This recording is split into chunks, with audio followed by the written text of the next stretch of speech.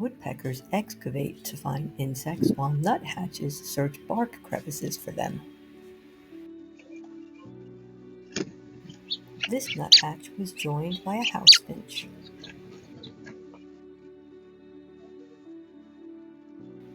Nuthatches and house finches share similar nesting habits. Nuthatches are known to nest in cavities and may use birdhouses.